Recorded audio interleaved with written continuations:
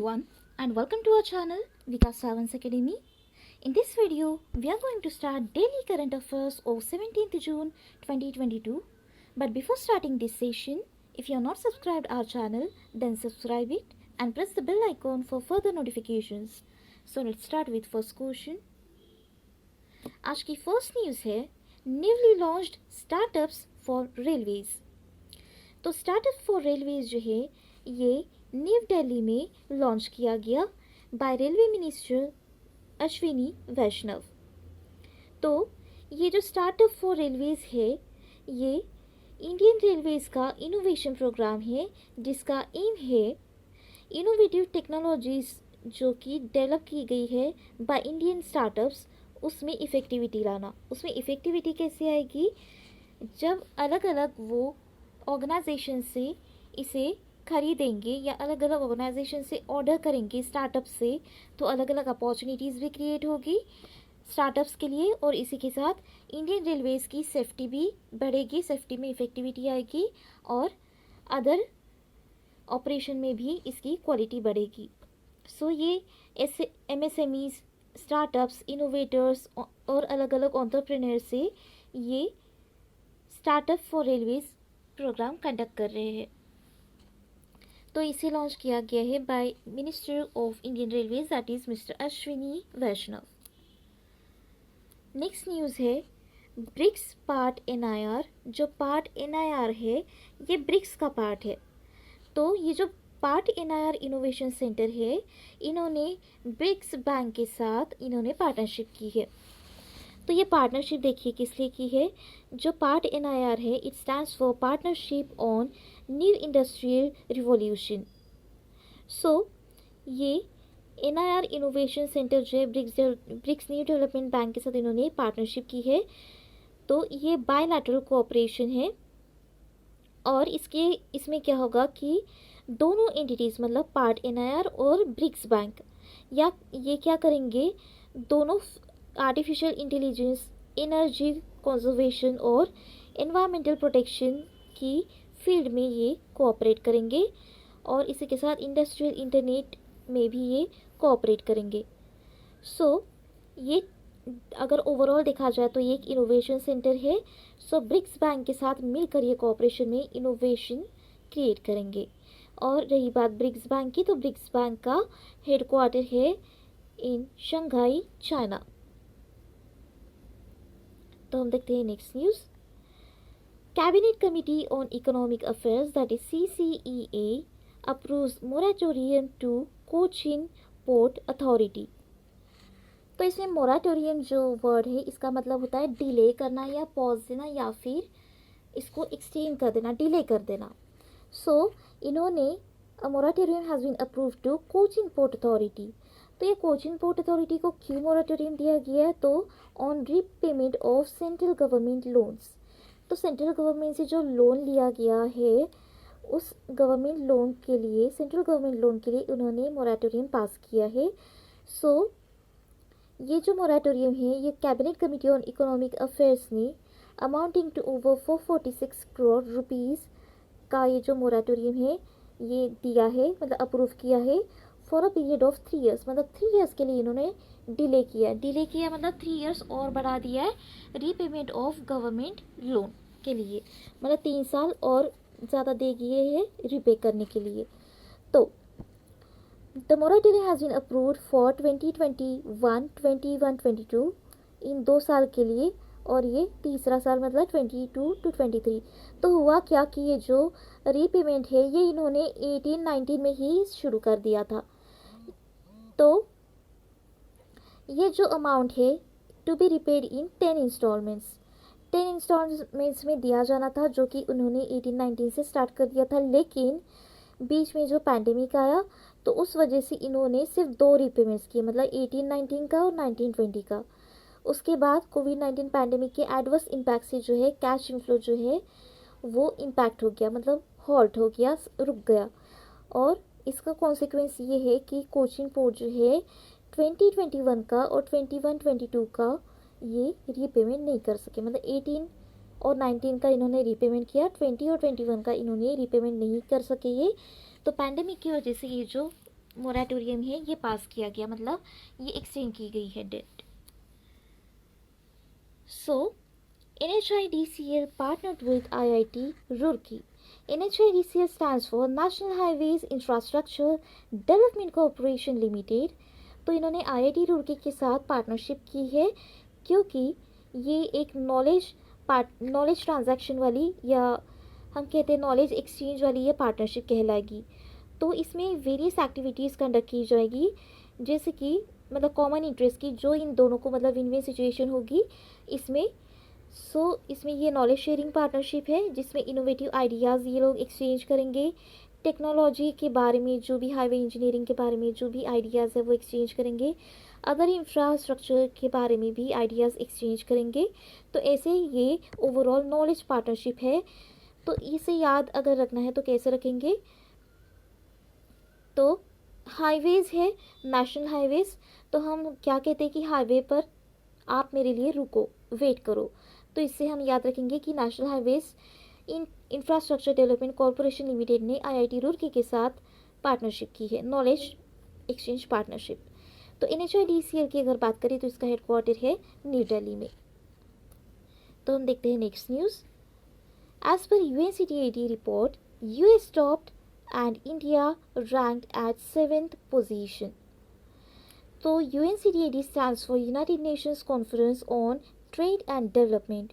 इस रिपोर्ट के अनुसार US ने टॉप किया है इस लिस्ट में, जिसमें US की जो वर्थ है ये है $367 बिलियन।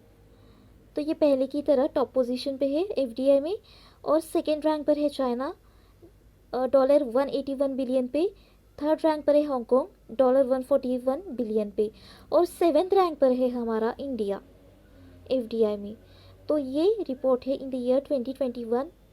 तो देखिए despite FD inflows into the country, तो जो FD इन्फ्लो डिक्लाइन हुआ उसके बावजूद भी इंडिया ने सेवेंथ रैंक इसमें अचीव की है। As per world investment report, तो ये जो FDI की रिपोर्ट है ये UNCTAD ने जनरेट की है, और इस रिपोर्ट का टाइटल दिया है वर्ल्ड इन्वेस्टमेंट रिपोर्ट। ये आपको एग्जाम में पूछ सकते हैं।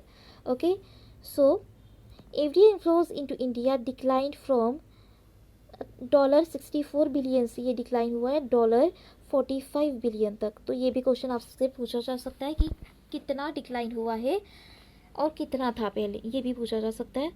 तो हेडक्वार्टर की अगर हम बात करें तो UNCTAD का हेडक्वार्टर है इन जिनेवा, स्विट्ज़रलैंड। और UNCTAD ने कौन सी रिपोर्ट रिलीज़ की है FDI से रिलेटेड, तो वर्ल्ड इन्वेस्टमेंट रिपोर्ट। तो हम देखते हैं next news. Deals for cheetah from south Africa and Namibia has been finalised by India.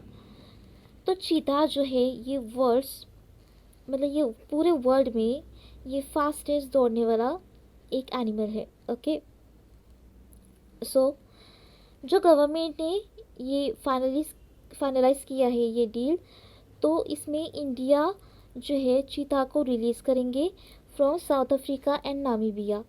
तो ये रिलीज़ कहाँ पर करेंगे, तो मध्य प्रदेश में जो शिवपुर डिस्ट्रिक्ट है, कूनो पालपुर इन शिवपुर डिस्ट्रिक्ट, यहाँ पर ये रिलीज़ करेंगे इस साल के एंड तक। ये जो चीता है ये एक्सटिंक्ट हुए हैं कंट्री में। एक्सटिंक्ट मतलब इनकी पॉपुलेशन जो है वो कम होती जा रही है in the middle of last century. इस डील से क्या होगा कि शुरुआत होगी इनके ट्रांस कॉन्टिनेंटल रिलोकेशन के लिए, इस डील के थ्रू इसकी शुरुआत होगी। 12 cheetahs from south Africa and 8 from Namibia release किए जाएंगे। साउथ अफ्रीका की कैपिटल है केप टाउन, और साउथ अफ्रीका की करेंसी है साउथ अफ्रीकन रैंड। तो हम देखते हैं next news. Investment of ₹7,243 crore done under fishery scheme PMMSY। PMMSY stands for Pradhan Mantri Matsya संपदा योजना। अब ये जो प्रधानमंत्री मत्स्य संपदा योजना है इसमें क्या होता है कि जो फिशरमैन है या फार्मर्स है उनको ब्रीडिंग इम्प्रूवमेंट के लिए उनको फाइनेंशियल सिक्योरिटी प्रोवाइड की जाती है। और इसी के साथ साथ लास्ट ईयर ई गोपाला ऐप भी निकाला गया था। ये ई गोपाला ऐप क्या है, तो ब्रीडिंग कैसे इंक्रीज़ की जाए फिशरीज से रिलेटेड, तो इस ऐप से ये इम्प्रूवमेंट किया गया था, मतलब ब्रीडिंग इम्प्रूवमेंट की गई थी। तो गवर्नमेंट ने अब तक बजट में, वैसे जब प्रधानमंत्री मत्स्य संपदा योजना मई 2020 में लॉन्च किया गया था, तो उस टाइम पे इन्होंने बजट में कहा था कि 50 करोड़ ये इन्वेस्टमेंट प्रोवाइड करेंगे। ओके, तो इसमें से 7,242 करोड़ अब तक 2 सालों में इन्होंने इन्वेस्ट किए हैं। तो अभी रहे हैं बाकी 13,000 करोड़। तो बाकी 13,000 करोड़ ये आने वाले सालों में इन्वेस्ट करेंगे अप टू 2024 टू 2025, मतलब ये 2020 से स्टार्ट हुआ तो 2025 तक ये इन्वेस्टमेंट कंप्लीट हो जाएगी, ऐसा इसमें कहा गया है। तो हम देखते हैं next news. NPCI Bharat bill pay on boards create app. NPCI Bharat पे क्यों कहा गया है, एनपीसीआई का ही है ये भारत बिल पे, इसलिए। तो वोली ओन सब्सिडरी ऑफ एनपीसीआई, मतलब एनपीसीआई की ये वोली ओन सब्सिडरी है, कंप्लीट सब्सिडरी है क्या, भारत बिल पे, इसलिए इसको एनपीसीआई भारत बिल पे कहा गया है। तो इन्होंने क्रेड ऐप एज अ की एजेंट इंस्टीट्यूशन इन्होंने लॉन्च किया है। तो किस लिए, तो बिल पेमेंट सोल्यूशंस प्रोवाइड करने के लिए टू क्रेड यूज़र्स। ओके, सो इसमें क्या होगा कि जो आर्टिफिशियल इंटेलिजेंस एंटिटीज़ है ये बिल पेमेंट ऑफर करेंगे। तो इसमें क्रेड यूज़र्स जो है ये रिकरिंग पेमेंट्स, जिसकी electricity bill, water bill, tax, ऐसे सारे जो पेमेंट्स है ये क्रेड ऐप से कर सकेंगे। तो एनपीसीआई भारत बिल पे के सीईओ है नुपुर चतुर्वेदी। तो ये क्रेड ऐप लॉन्च किया गया है जो अम्ब्रेला पेमेंट सोल्यूशन है उसके लिए। नेक्स्ट न्यूज़ है इंटेंसिफाइड डायरिया कंट्रोल फोर्टनाइट। सो इंटेंसिफाइड डायरिया कंट्रोल फोर्टनाइट जो है ये बच्चों के लिए निकाला गया है, मतलब IDCF launched by the minister of state of health and family welfare, that is Bharati Pravin Pawar. इन्होंने न्यू दिल्ली में ये लॉन्च किया गया है। तो इसका एम ये है कि जो चाइल्ड डेथ है वो ज़ीरो चाइल्ड डेथ का टारगेट अचीव करना है इन्हें। जो चाइल्डहुड में डायरिया होता है उससे रिलेटेड चाइल्ड डेथ इन्हें ज़ीरो पर लानी है। तो इसमें various governance levels like mass awareness generation, rallies या कॉम्पिटिशन्स इन स्कूल ये कंडक्ट करेंगे सो दैट इसकी अवेयरनेस बढ़े और लोग इस डायरिया को कंट्रोल कर सके। सो SRS-19 की जो रिपोर्ट थी उस रिपोर्ट के अकॉर्डिंग जो है चाइल्ड मोर्टेलिटी रेट का मतलब होता है डेथ रेट। तो चाइल्ड डेथ रेट जो है वो कम हुआ है since 2014।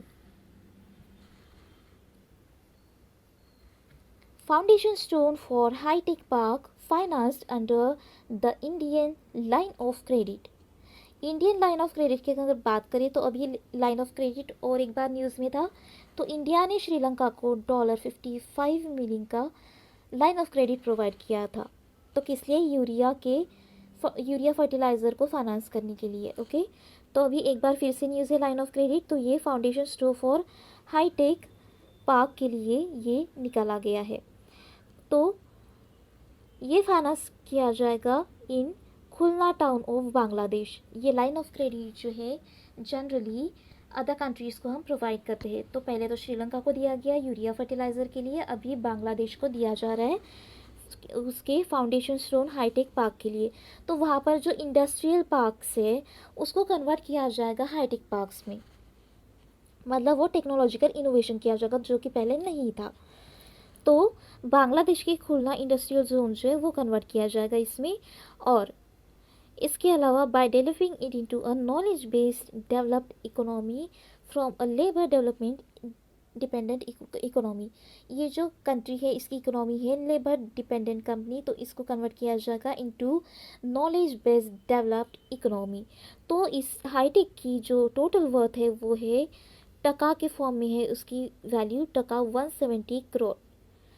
under the Indian line of credit extended by Government of India to Bangladesh. और बांग्लादेश की कैपिटल है ढाका और करेंसी है टाका. So before ending this session, I would like to make an announcement here. We are going to start bank exam live course of IBPS, SBI, RBI, NABARD and insurance from coming 24th of June, which is live online batch course जिसमें आपको 120 plus live classes, 100 plus video lectures, daily class assignments और complete study material provide किया जाएगा, जिसकी fees रहेगी 4,250 only. So those who want to join this course, please go through the link which is given in the description box given below. So that's all for today. Thank you.